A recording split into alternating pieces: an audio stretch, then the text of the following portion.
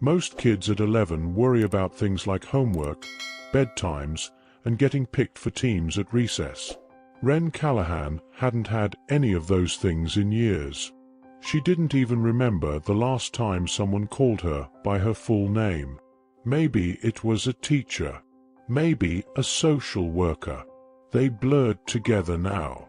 What she remembered, with perfect clarity, was the silence.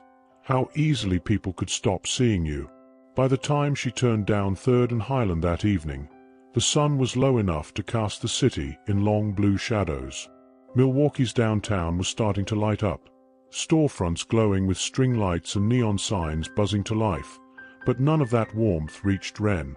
Her hoodie was thin, the kind of gray that used to be black, its sleeves frayed and wet from brushing against snowbanks and alley walls. She pulled it tighter, but it didn't help. Her feet were bare. Not because she wanted them to be. That choice had been made for her weeks ago when she outgrew her sneakers and couldn't replace them. They were already falling apart by then, duct tape around the soles, one lace missing. She lost one while running from a man outside a liquor store. The other she tossed in a dumpster out of frustration. Since then, she'd learned to move quickly, step lightly. Still, every step on the cold pavement burned. The city didn't care. She passed by people in thick coats and scarves, families carrying shopping bags, couples laughing. They all walked a little faster when they saw her. No one made eye contact. She didn't blame them. She knew how she looked. Small, dirty, hungry. The kind of child that made you feel guilty for noticing. A man holding a coffee bumped her shoulder without saying a word. She stumbled, but stayed quiet. Drawing attention never helped. It had been nearly a full day since she last ate. That morning, she got lucky. A woman in a business suit tossed a half-eaten donut toward a trash bin outside a bank, missed, and didn't bother to pick it up. Wren waited until the woman was gone, then grabbed it. Frosted. Strawberry. She ate it in 3 bites. No chewing. Just gone. Now her stomach felt like it was folding in on itself. She didn't cry anymore when she was hungry. Crying took energy she couldn't afford to waste. She focused on movement. Keep walking. Keep checking the bins, the corners, the places where people forget things. But that evening felt different. Heavy. There was a thickness in the air, the kind that came before snow. She could smell it. Faint, metallic. The kind of cold that made your fingers go stiff, that sunk into your bones and stayed there. She was looking for somewhere to shelter for the night. The bridge near the river had been taken over by older kids. The church steps on Kilbourne were blocked off after someone overdosed last week. Wren didn't want to go back to the bus station. Too many eyes. Too much noise. So she wandered. And that's when she saw him. She had just turned down a narrow alley behind a pharmacy when she noticed the figure slumped against the far wall, under a busted streetlight that blinked every few seconds. At first, she thought it was a pile of garbage. Maybe some old coats thrown out. But something about it didn't sit right. She took a few cautious steps forward, heart ticking faster. It wasn't trash. It was a man. Middle-aged. Maybe older. Hard to tell. He was sitting against the brick wall, knees bent, arms resting on them. His coat was torn in several places, sleeves dirty, soaked near the cuffs. His head was lowered, chin nearly touching his chest, and a thick, tangled beard covered the lower half of his face. His skin looked weathered, darkened by time and cold and exhaustion. He wasn't begging. He wasn't moving. Wren stood there for a moment, unsure of what to do. She'd seen homeless people before, dozens. She had become one of them, technically. But this was different. This man wasn't just homeless. He looked like he'd stopped trying to survive. Her instincts told her to keep walking, but something else told her to stop. She stepped closer, slowly, keeping her hands visible. He didn't flinch, didn't react. She was almost next to him now, close enough to see the small cuts on his knuckles, the tremble in his fingers. He was alive. Barely. She crouched down. "Sir," she said quietly. "Nothing." She tried again, a little louder. "Sir." This time, he stirred. Just a little. His head turned slightly, enough for one eye to look at her. It was grey, not just in color, but in expression, like someone who had seen everything and come out the other side numb. "What do you want?" he rasped, voice low and rough. Ren hesitated. The question made sense. She didn't know what she wanted. Maybe a place to sit. Maybe just not to feel so invisible for a minute. "You just look really alone," she said. He let out a breath. It wasn't a laugh, but something like it. Dry. Distant. She didn't wait for permission. She sat down next to him, about 2 feet away. The concrete was freezing. Instantly, the cold shot through her thin jeans, but she didn't move. They didn't speak for a long time. She kept her eyes forward, watching the steam from nearby vents curl into the air. He sat motionless, like a statue left to decay. She didn't know why she stayed. Maybe because in that moment, in the middle of a frozen alley, she didn't feel like a nobody. Not next to him. He wasn't looking through her like the others. He'd seen her, spoken to her. That was enough. A gust of wind blew trash down the alley. Paper cups, a broken receipt, a fast food bag. Her body shook from the cold. She pulled her arms in tighter, but her teeth started to chatter. Still, she stayed. And the man didn't tell her to leave.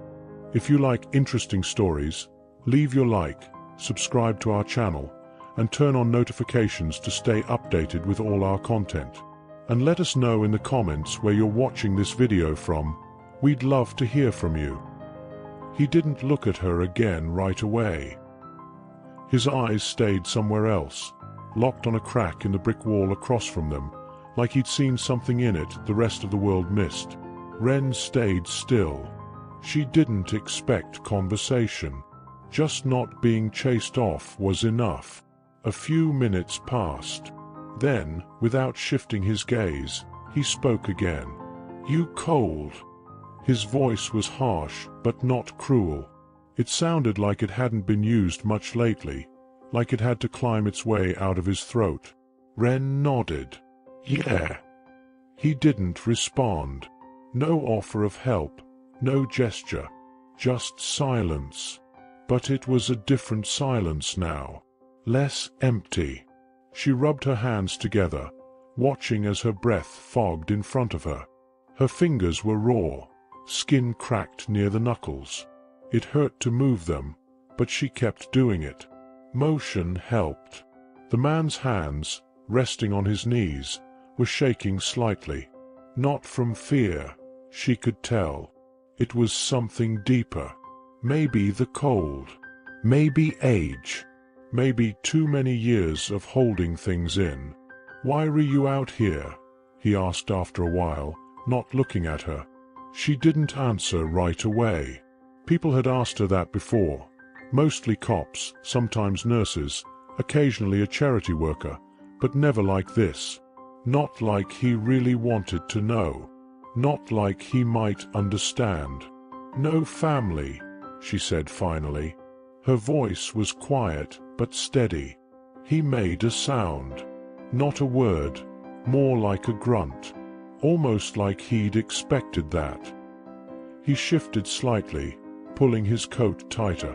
A button popped loose and fell into the snow beside him. Neither of them moved to pick it up.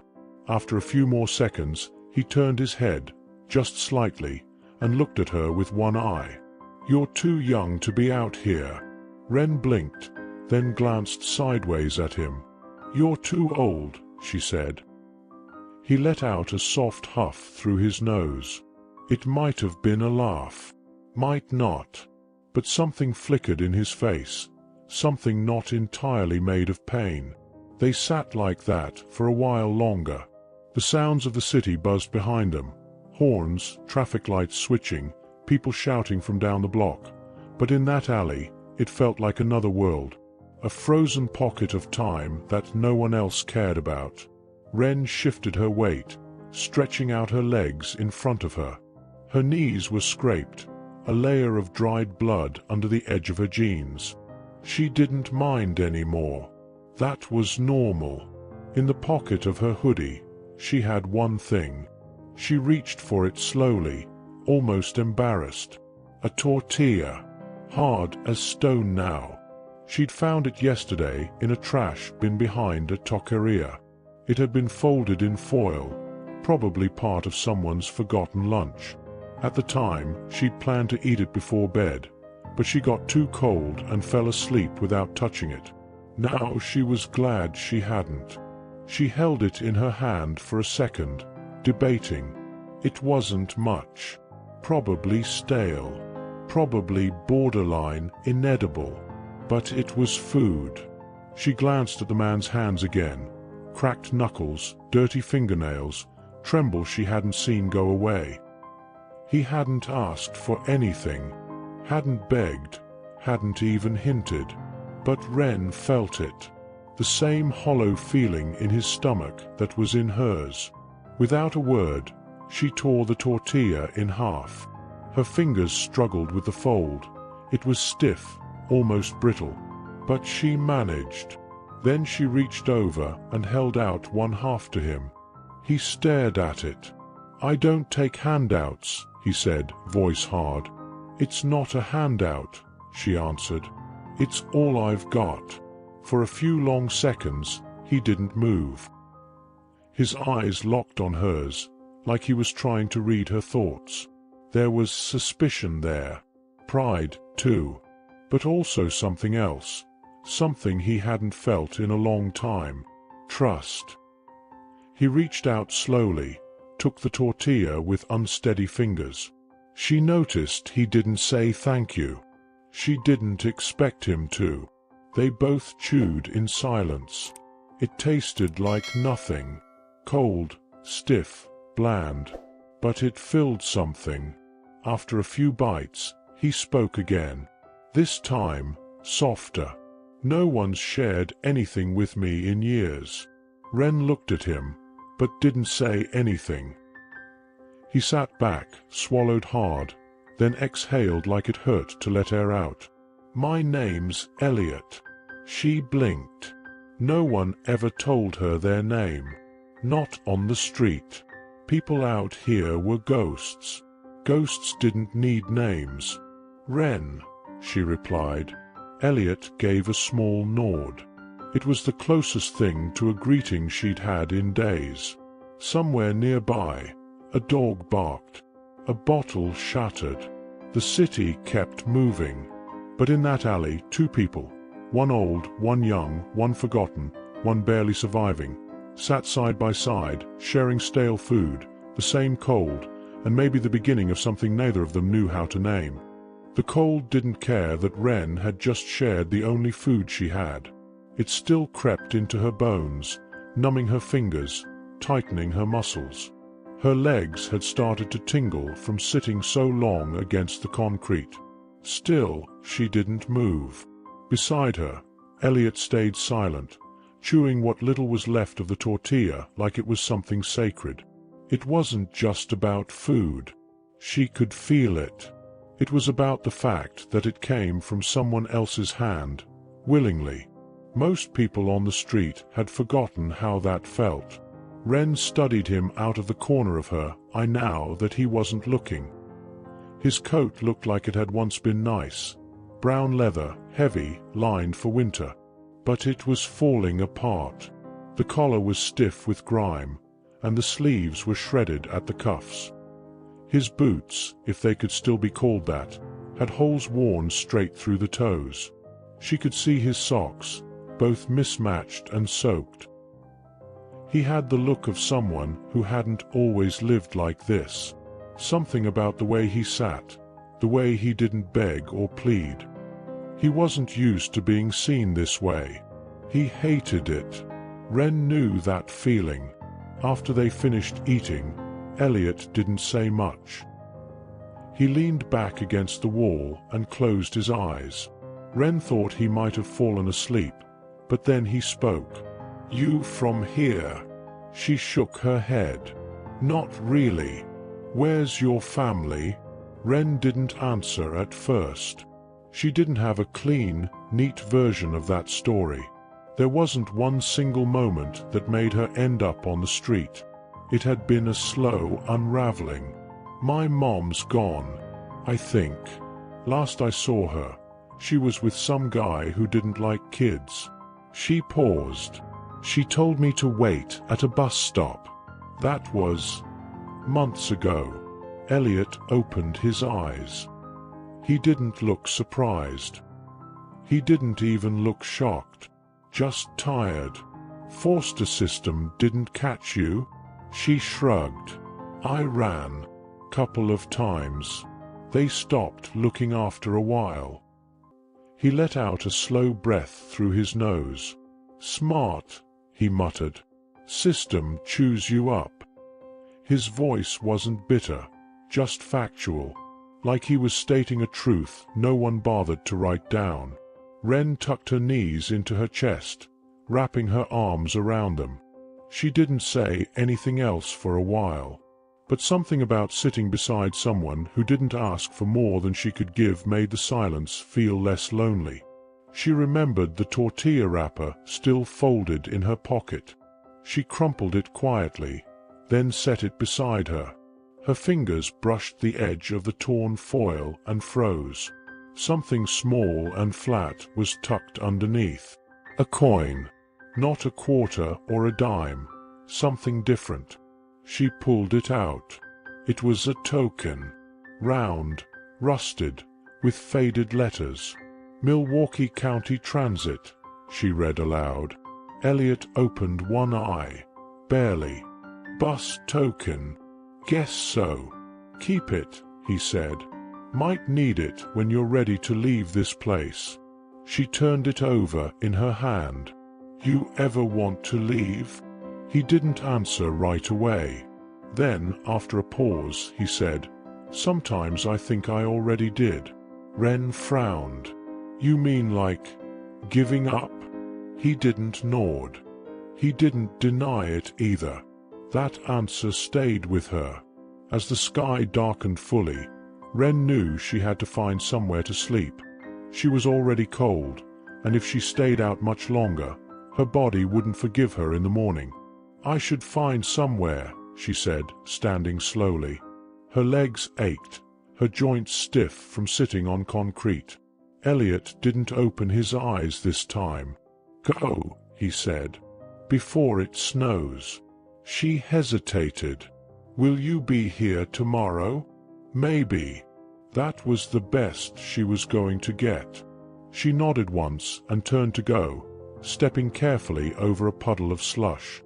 The alley behind her faded into the dark, but the warmth of sharing something, even something as small as a crust of food, stayed with her. She didn't have a plan. She never really did. But for the first time in weeks, she had something close to an anchor. Someone who didn't look through her. She walked toward a gas station she knew had a covered awning in the back, hoping no one else had claimed it yet. As she walked, her hand clenched around the token in her pocket. She wasn't sure where it would take her, but maybe, just maybe, it was the beginning of somewhere new. The alley was far behind her now, but Ren kept glancing back. It didn't make sense.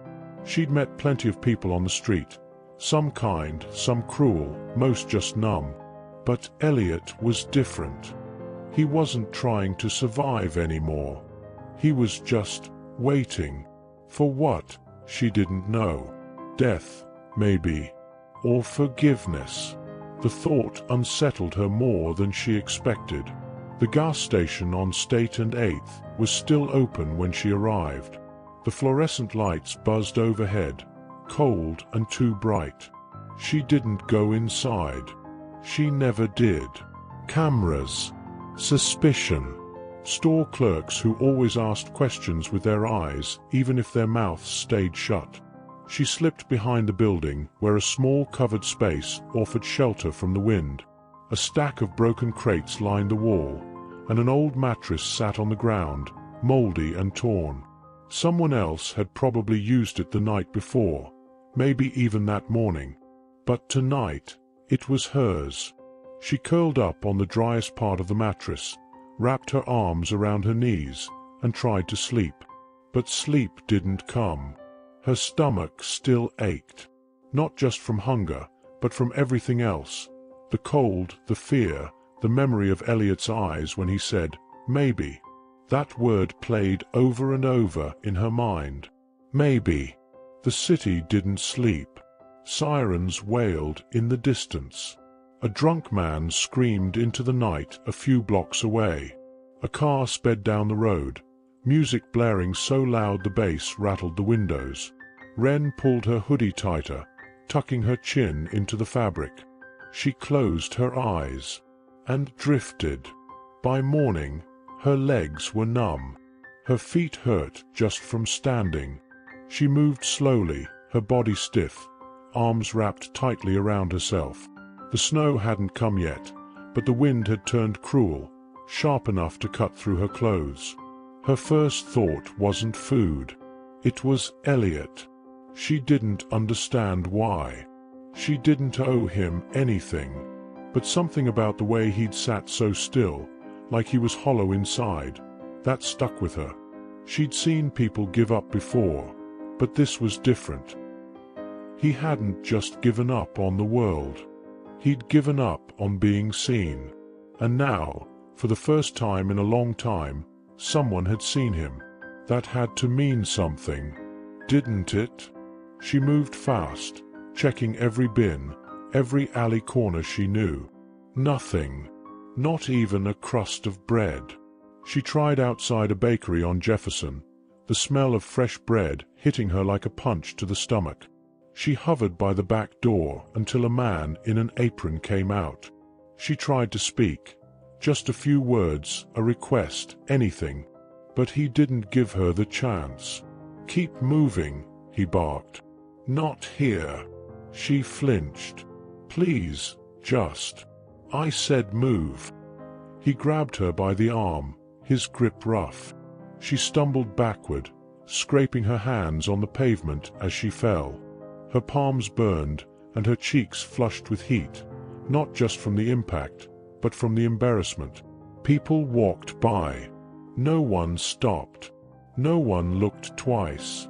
It was always like that. Her eyes stung, but she didn't cry. She just got up, brushed off the dirt, and walked away, fists clenched, jaw tight. It wasn't just the food she needed. It wasn't even the warmth. It was proof that she still mattered. And today, she had someone to go back to. By noon, she made her way toward the corner of 5th and Fremont. It was one of the few intersections in Milwaukee where the traffic lights took forever to change. People idled in their cars, drumming fingers on their steering wheels, checking their phones. Wren had seen other kids work this corner. Some got lucky. Most didn't. But she didn't have time to wait for luck. She stepped into the crosswalk the moment the light turned red, weaving between cars. She knocked softly on a window.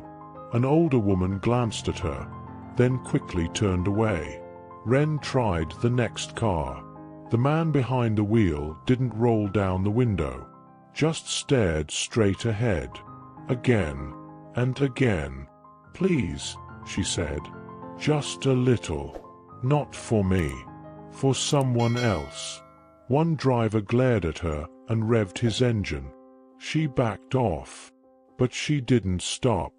Each rejection chipped away at her, but she didn't let it show. Not this time. Then finally, A sleek black car rolled to a stop in the left lane. Tinted windows. Clean. Expensive. A man in a charcoal suit sat behind the wheel, hands resting neatly at 10 and 2. She hesitated. He looked like the type who wouldn't even glance her way. But then, he did. He looked at her. Not past her. Not through her. At her. She stepped closer. "It's not for me," she said. "It's for a friend. He's old. He hasn't eaten. Please." The man didn't say a word. Then, slowly, he reached into his jacket. She waited, tense, heart pounding. He pulled out a folded bill, and something else. A small card. He opened the window halfway, just enough to slide them both out. She took them without thinking, whispering, "Thank you." The window rolled back up. The car pulled away.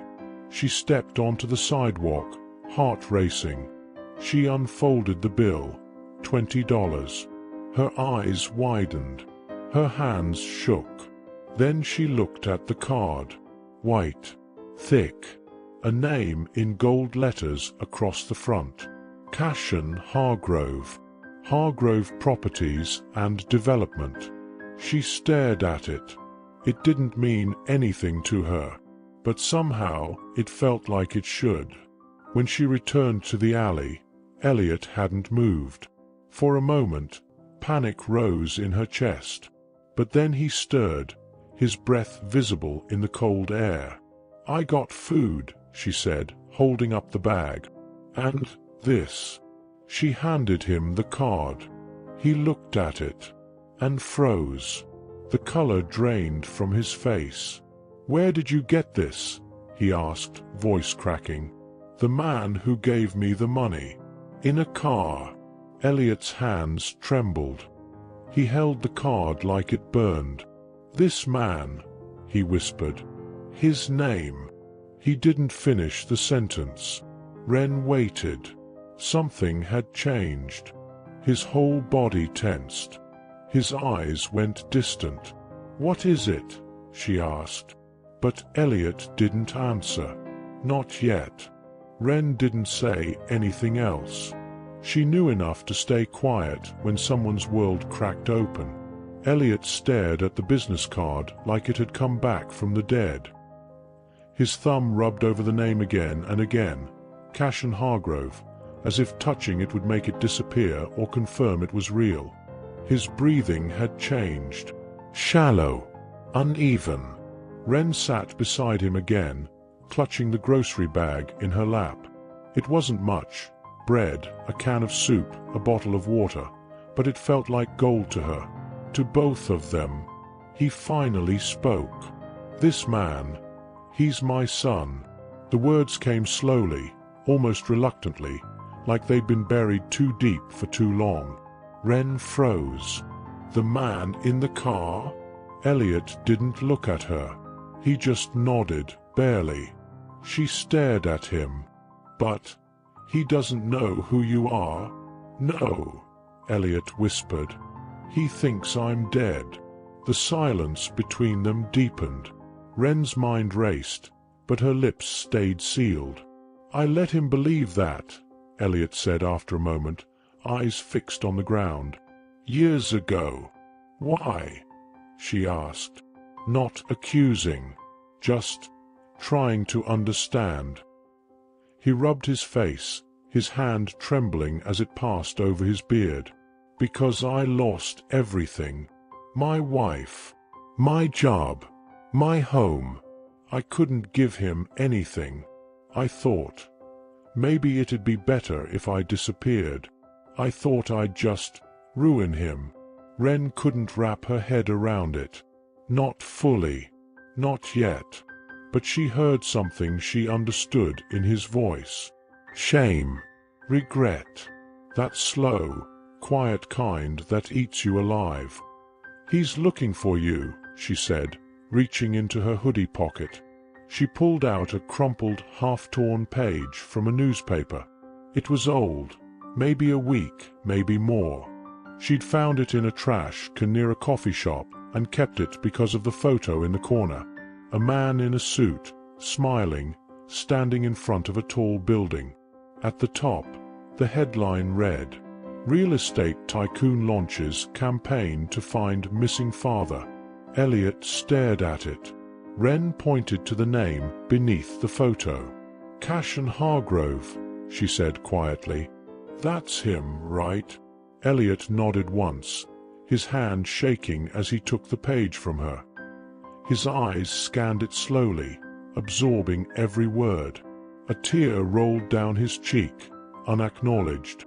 "I used to take him to the river," he murmured. "We'd skip stones.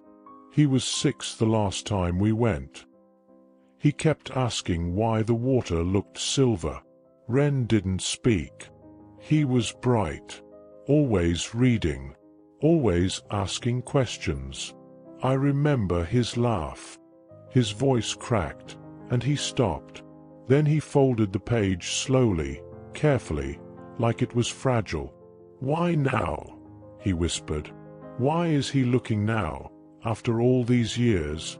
Wren watched him, her heart tight in her chest. "Because he never stopped." Elliot sat back against the wall, suddenly looking older than he had before. His eyes glassy, his hands limp in his lap. "What do I even say to him?" he asked, more to himself than her. "How do I explain that I walked away from my own son?" "You don't have to explain everything," Wren said softly, "but you owe him the truth." Elliot shook his head. "He's better off without me." "Are you sure?" she asked. "Because he doesn't seem to think so." He looked at her for a long time. For once, really looked. "You're too young to be carrying this kind of weight." Wren shrugged. "You're too old to be hiding from it." Elliot gave a breathy laugh, half-choked, bitter, but real. He wiped his face with the sleeve of his coat. "I don't even know where to begin," he said. "You already did," she replied, pointing at the card. "Right there." They didn't speak for a while after that.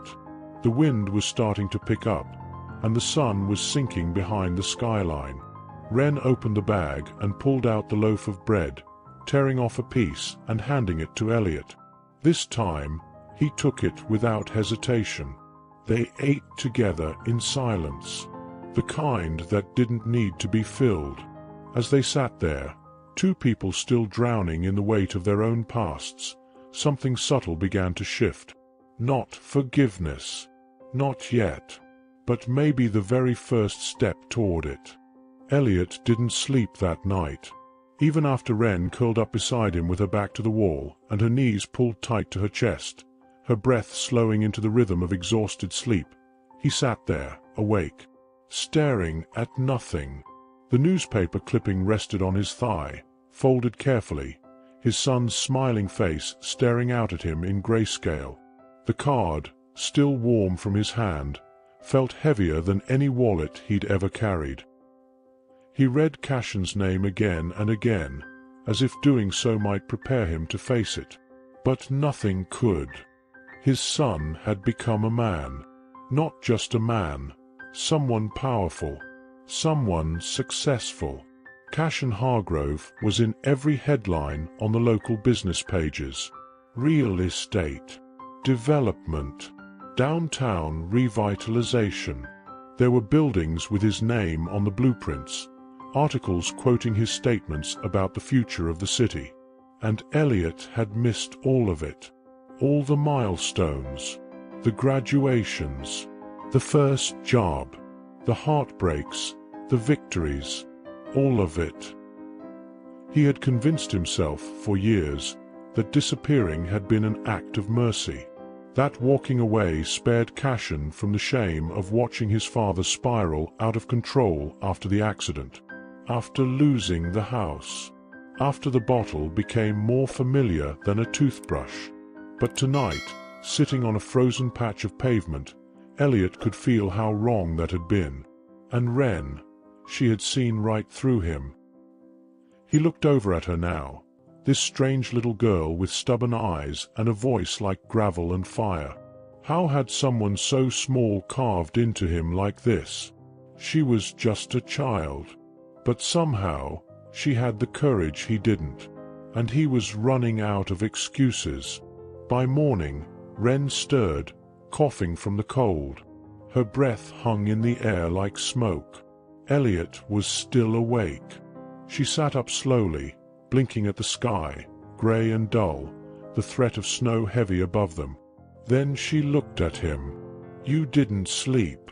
He didn't answer, just handed her the card. "I don't know how to do this," he said. She looked at the card, then back at him. "You don't have to know. You just have to show up." He nodded, then looked down at his clothes. "I can't go like this." Wren frowned. "Why not?" "Because he'll see me as I am. And that's not who I was." "You think he wants the man you used to be?" she asked. "He's not looking for your resume, Elliot. He's looking for you." That hit him harder than anything she'd said before. She pulled out the folded money. They hadn't spent it all. There was enough left for something. Not much, but something. "Come on," she said. "We'll figure it out." They walked together down Wisconsin Avenue, past stores Elliot hadn't dared to look at in years. Wren led the way, scanning for places where no one asked questions. They ended up in a tiny thrift shop wedged between a payday loan place and a boarded-up diner. Inside, the fluorescent lights flickered, and the heater barely worked, but the shelves were lined with old jackets, shirts, pants, nothing new but clean. Elliot stood frozen in the doorway until Wren nudged him forward. "We're not robbing the place," she muttered. "Just pick something." It took him a while. The clothes weren't much, but he picked out a faded button-down shirt, a thick sweater, and a coat that almost fit. Wren found some boots, not in his size, but better than what he had. The clerk didn't ask for names, just rang them up and offered a quiet, "Stay warm out there." They stepped back onto the street. Elliot stood straighter now, tugging at the cuffs of his new coat. It wasn't much, but it helped. Then he turned to Wren. "I can't do this alone." She met his eyes. "Good thing you're not." It took them an hour to walk to the address printed on the card. Wren could feel Elliot's hesitation growing with every block. He slowed down, paused, looked around like he wanted to turn back. But she kept him moving. Then, suddenly, they were there. The Hargrove building towered over them, glass and steel and gleaming gold letters across the front. A doorman stood at the entrance. People in suits buzzed in and out like clockwork. Elliot froze. "I can't go in there." Wren stared up at the building. "You're going to. He'll hate me. Maybe. But maybe he won't." He looked at her like he was about to argue, but something in her eyes stopped him. Then a black car pulled up to the curb. Elliot turned instinctively. The rear door opened, and Cashin Hargrove stepped out. He was taller than Elliot remembered. Broad shoulders, dark coat, clean-shaven, eyes sharp and tired. He moved with the confidence of a man who built empires. And then, he stopped. His eyes landed on Elliot, then on Wren, then back on Elliot. Time slowed. Cashin took a step closer, brow furrowed, disbelief on his face. "Dad!" The word hit the sidewalk like a dropped glass. Elliot's breath caught. Cashin stared. "They told me you were dead." Elliot's lips parted, but no words came. "I spent years wondering," Cashin said, voice shaking, "why you left. If I did something wrong. If you—" "I thought it was better," Elliot said, voice hoarse. I thought I'd only hurt you. For who? Cashin asked, the pain raw in his voice. You left me wondering. You left me alone. I'm sorry. The words were barely a whisper, but they were enough to make Cashin stop. He didn't turn away. He didn't yell. Instead, he stood still, staring at the man he thought he'd never see again, and the girl standing beside him. If you're enjoying this story, leave your like, subscribe to our channel, and turn on notifications to stay updated with all our content. Cashin didn't speak again for what felt like a full minute. Just stood there, motionless in the middle of the sidewalk, his briefcase still in hand, his eyes locked on Elliot. Ren looked up at both men. She could feel the weight in the air, the thick pressure of a moment too big to hold. Like if one person said the wrong thing, everything might collapse. Elliot looked smaller than he had a second ago. His shoulders had dropped, his hands fidgeted near the hem of his coat, and for the first time since she met him, Ren saw real fear in his face. Not fear of being rejected, fear of being recognized. Cashin blinked like he was waking up from something. His eyes shifted to Ren, then back to Elliot. Who is she? He asked. Not cold, just unsure. Elliot hesitated. He glanced at Ren, unsure what to say. But before he could answer, Ren stepped forward slightly, chin lifted. I'm Ren. I found him. Cashin studied her. She could tell he was trying to figure out if she was just another person after something. But then he looked back at his father, and something softened. I don't know how to do this, Elliot said, his voice rough with emotion. I don't expect you to forgive me. I don't even expect to be part of your life. I just... He swallowed hard. I needed to see you once more. To know you're okay. Cashin stepped forward slowly, until they were barely a few feet apart. Up close, Ren could see it. Cashin's hands were shaking too. You think I've been okay? He asked, his voice quiet now. You think success erases the hole someone leaves when they vanish? Elliot's eyes welled. He opened his mouth, closed it again. Cashin continued. You left. No letter. No explanation. I thought you were dead. I mourned you. And then, I saw your eyes in mine every time I looked in the mirror. Elliot was crying now. Silent tears carving paths through the dirt on his face. I know, he whispered. I was a coward. Cashin stared at him for a long moment, then finally said, You were. The words hit like a slap, but Elliot didn't flinch. He just nodded. Then Cashin said something no one expected, not even himself. But you're here now. It wasn't forgiveness. It wasn't closure. But it was a door opening. Elliot's knees buckled slightly. Ren moved instinctively, grabbing his arm, steadying him. Cashin saw that. And then, slowly, he looked at Ren again.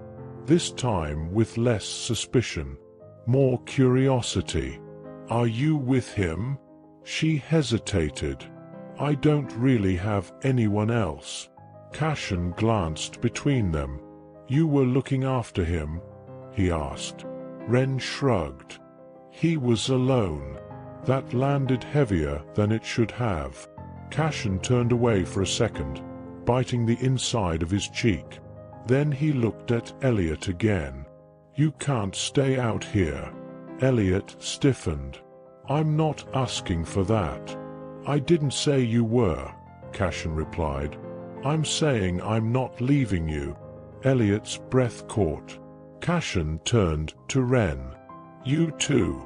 Ren blinked. Me. Cashin nodded. You helped him. That counts for something. Ren didn't know what to say. For the first time in forever, someone had looked at her and decided she deserved something. "You're not just taking me out of pity?" she asked. "No," Cashin said firmly. "I'm taking you because you belong somewhere, and I have the space." Elliot's lips trembled. "You don't have to do this." Cashin shook his head. "Yes, I do. Because I know what it's like to grow up with a hole inside you." And with that, he stepped aside and motioned toward the door. Neither Elliot nor Wren moved right away. Then, slowly, Elliot stepped forward. Wren followed. The doorman opened the glass door without a word, and together, the three of them stepped inside. The lobby felt like a different world. Warmth wrapped around Wren the moment she stepped inside. It wasn't just the heat from the central air or the polished marble floors glowing under soft lights. It was the stillness, the safety, the silence of a place where no one had to look over their shoulder. She didn't know what to do with it. Elliot looked even more out of place than she did. His eyes scanned everything: the gold accents, the dark wood paneling, the velvet chairs lined neatly against the walls, as if each detail might suddenly reject him. His coat, even after the change at the thrift store, looked wrong here. Too used, too real. Cashin didn't seem to notice. Or maybe he did and just didn't care. He led them across the lobby and into a private elevator. He didn't speak as the doors closed behind them. Neither did Elliot. But Wren could hear the way Elliot's breathing changed. Tight, uneven, like being inside this building was squeezing something old out of him. She kept her eyes on the elevator panel, watching the numbers climb. Floor 12. Floor 16. Floor 20. Finally, it stopped at 32. The doors opened. Cashin's apartment was at the end of a quiet hallway. He unlocked the door, and Wren followed Elliot inside. And then she stopped. It was the biggest space she'd ever stepped into. Walls of glass showed the entire Milwaukee skyline, the sun just starting to dip behind the buildings, casting gold light across sleek furniture and polished hardwood floors. A kitchen sat to the right, modern, spotless, like a page out of a magazine. To the left, a long hallway led to bedrooms. She could see a framed photo on a console table, Cashin in front of a building, shaking hands with a mayor. She stood frozen. Elliot, too. Cashin walked in like it was nothing. He tossed his keys into a dish near the door, took off his coat, and disappeared into a side room. Neither of them followed. They just stood there, stunned by the sheer quiet of it all. Wren had never known a home where the heat worked without banging pipes, where windows didn't rattle, where floors didn't creak or smell like mildew, where no one yelled. "This can't be real," Elliot whispered beside her. Wren swallowed. "It's real." Cashin returned a few minutes later. He had changed, no longer in the sharp suit, now in jeans and a plain shirt, his sleeves rolled. He looked younger this way, somehow, less like a stranger. "There's a spare room," he said to Elliot, "and the guest bathroom. It's yours. No questions." Elliot opened his mouth, but nothing came out. Cashin raised a hand. "Later. We'll talk. Not tonight." He turned to Wren. "You'll take the study. There's a pull-out bed. It's clean." Wren blinked. You're serious?" He nodded. "There are fresh towels. I'll leave you both alone." He started down the hall, but Wren stopped him with a small voice. "Why are you doing this?" Cashin turned. His face didn't show pity, or confusion, or some grand explanation. Just quiet resolve. "Because I've lived most of my life thinking I had no one," he said, "and I'm tired of living like that." Then he disappeared into his room. Later that night, Wren stood under hot water for the first time in months. She didn't want to get out. She cried, without making a sound. The water hid the tears anyway.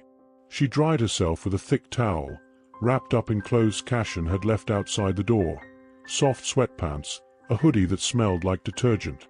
She walked barefoot across the hallway into the study. The pull-out was already made, with clean sheets, 2 pillows, and a blanket that felt like clouds. She climbed in and stared at the ceiling for a long time. Down the hall, Elliot lay in a real bed, staring at the same ceiling. Neither of them could sleep, but neither of them was cold. The next morning, Wren woke to the smell of coffee and bacon. She walked to the kitchen cautiously, unsure if she was allowed to. Cashin stood at the stove, pouring eggs into a skillet. He glanced at her and nodded. Hungry?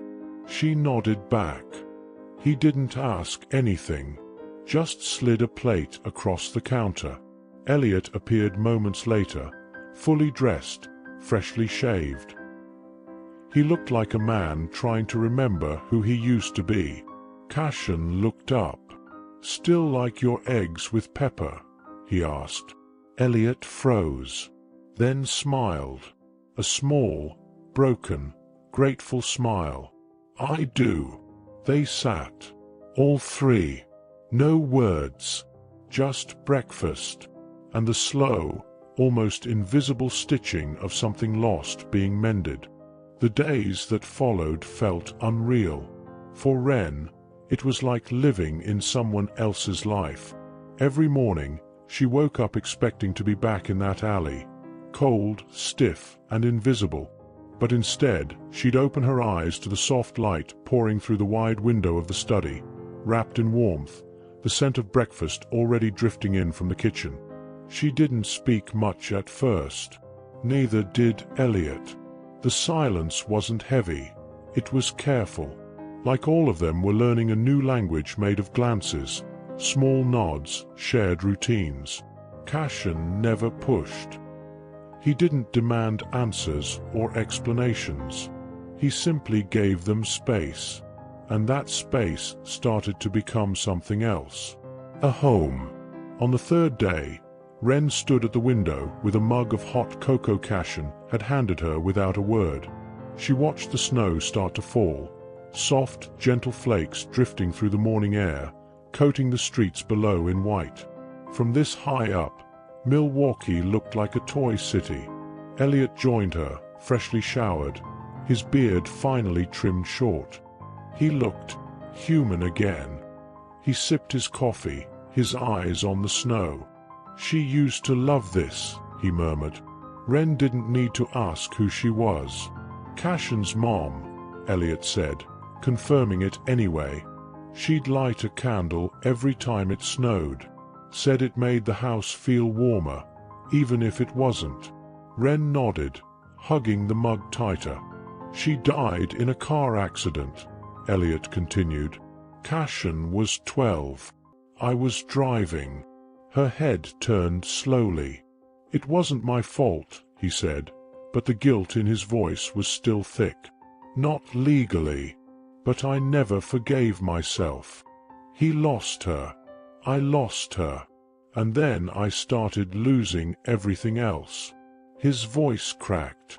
I couldn't look at him without seeing the crash, without feeling like I should have been the one who died.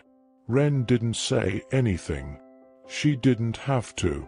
Elliot turned to her, eyes red. "I ran. I left him with relatives, thinking he'd hate me anyway. Figured if I disappeared, he'd heal faster." "Did he?" she asked quietly. Elliot shook his head. "No.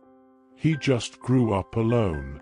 They stood in silence, watching the snow erase the city's sharp edges. That afternoon, Cashin came home earlier than usual. Wren heard the door unlock, the click of his shoes on the marble. She peeked around the hallway and saw him drop his keys into the dish, shrug off his coat, and loosen his tie, all in silence, as if the day outside had drained every ounce of energy from him. But when he saw Elliot on the couch, reading an old paperback Ren had found in the study, something in his face shifted. He walked over and sat across from him. "I'm taking a few days off work," he said. Elliot raised an eyebrow.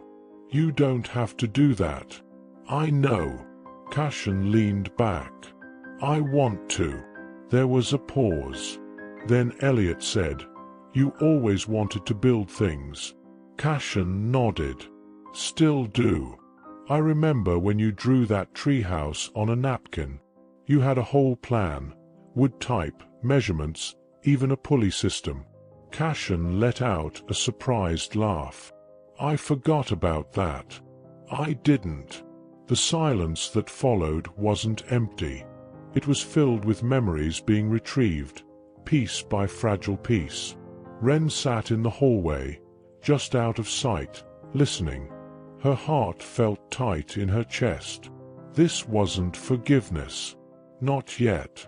But it was recognition. And sometimes, that was the first step. That evening, Cashin knocked on the doorframe of the study. Ren looked up from the blanket she'd wrapped herself in. He didn't enter. Just stood there with a glass of water in one hand, his voice calm. "I found your school records," he said. Her body tensed. "Don't worry. I didn't report anything. I just wanted to know where you came from." Ren stayed silent. Cashin continued. "You've been through more than any kid ever should. No one came looking for you. No one followed up. You were failed, Ren. That's not your fault." Her jaw tightened. "So what now? You're gonna call child services? Drop me off at some shelter?" "No," he said. She narrowed her eyes. "I'm asking if you'd want to stay," he said. Her throat went dry. "This isn't charity. It's not pity. I see how you look at him. How he looks at you. He's alive again because of you." She looked down at her hands. "I don't know how to live in a place like this." Cashin's voice softened. "None of us do." She didn't answer. But she didn't say no. Later that night, Ren sat beside Elliot on the couch. He was staring at the old photo Cashin had left on the table. A younger Elliot. A woman with kind eyes. A boy, maybe 9, sitting between them. Ren pointed at the photo. "She looks like him. She was everything good about us," Elliot said. He looked at Ren, eyes clear now. "If you stay here," he said slowly, "it could be different. You could grow up with something better." She hesitated. Then softly, "Not without you." He smiled. And for the first time, it wasn't a sad smile. It was real. "Then I guess I'm staying too." Spring came quietly to Milwaukee. The snow melted day by day, revealing sidewalks and grass and the things that had been sleeping underneath for months. Trees began to bud. The air softened. The city, for all its noise and edge, breathed a little easier. Inside Cashin's apartment, life didn't suddenly become perfect, but it became real. Each morning, Ren made breakfast first, just toast at first, then eggs, then full meals she learned from watching Cashin cook. She never asked for permission. She just showed up. Cashin never commented, but he ate every bite. Elliot started shaving every other day, then every day. He stopped wearing the same coat indoors. He read again, slept through the night. He and Cashin took long walks together. Sometimes they talked about business. Sometimes they said nothing. But the silence between them had changed. It wasn't hollow anymore. Ren enrolled in school after some hesitation. She didn't want to go, not at first. She hated the idea of sitting in a classroom with kids who'd never missed a meal, who didn't know what it felt like to be stepped over on a sidewalk. But Cashin had sat down with her one night, quiet and patient. "You don't have to be like them," he said. "Just be you. That's already more than enough." So she went, and slowly she started to believe him.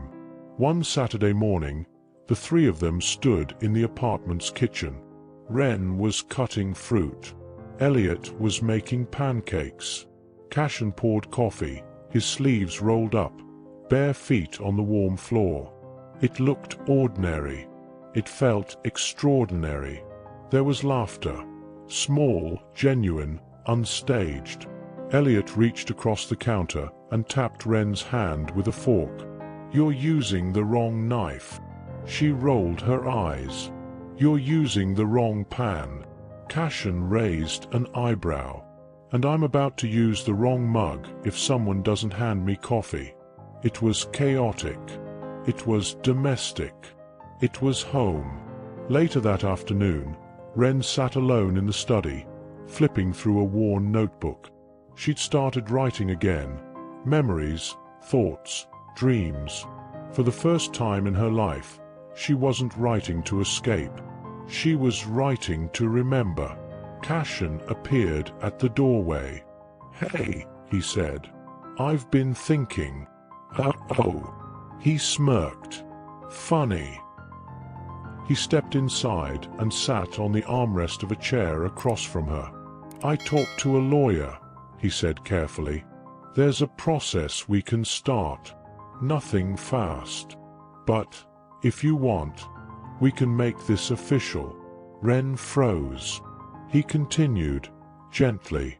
"You don't have to say yes. Not today. Not ever, if you don't want to. But if you do, there's room here. In this family. For you." Her eyes filled instantly. She'd been invisible for so long, and now someone saw her, not as a burden, not as a project, but as a person. A daughter, maybe. Not a replacement. A choice. She stood slowly, notebook still in hand, her voice barely above a whisper. "I want to stay." Cashin nodded. His voice cracked. "Then stay." That night, the three of them sat on the balcony, wrapped in blankets. The city shimmered beneath them, lights stretching toward the lake. Elliot held a mug of tea, watching the horizon. Cashin sat beside him, hands folded in his lap. Ren leaned against the railing, chin on her arms, staring out at the place that used to forget her. None of them spoke for a while. Then Elliot said, "If someone had told me a month ago I'd be sitting here, I would have laughed in their face." Cashin smiled. Ren said, "If someone told me I mattered, I would have walked away." They all went quiet again, and then Elliot reached over and took her hand. Cashin placed his on her shoulder, and for the first time in all their lives, none of them felt like they were falling. They were held. By each other. By something whole. By a second chance. And if you like this story, you'll surely love the next one appearing on your screen. Don't forget to subscribe to our channel, leave your like, and turn on notifications. See you next time.